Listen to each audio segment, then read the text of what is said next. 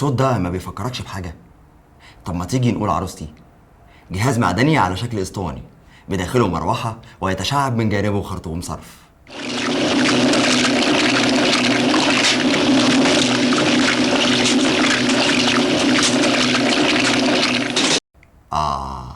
الغساله.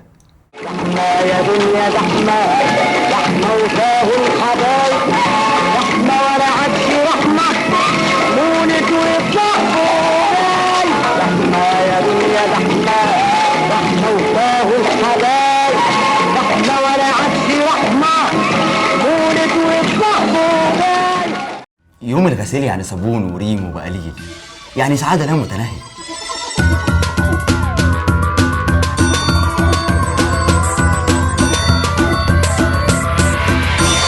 محدش فاهم ليه كنا بنحب ننام على اكوام الغسيل دي، مع ان ريحتها كانت بتبقى مش ولا بد، لانها مكمكمه بقالها اسبوع.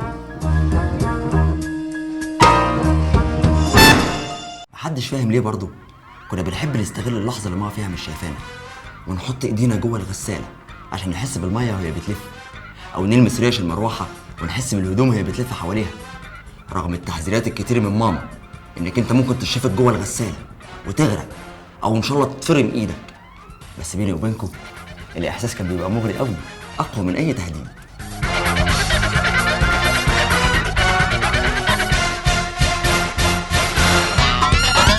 ومراحل الغسيل عامه ما كانتش بتبقى سهله، كانت بتبدا بانك بتجيب صابونه الغسيل من عند البقال ومعاها الزهره والبطاس اللي ماما بتنبه عليك 100 مره انك ما تشربوش.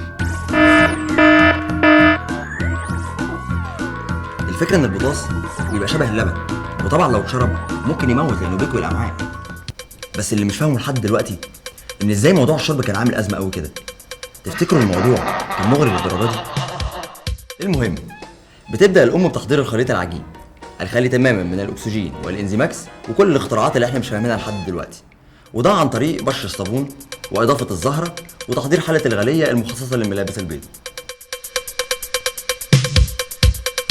وطبعا حله الغليه مرتبطه بعصايه الغليه اللي ليها استخدامات متعدده، اهمها انها اداه تعذيب.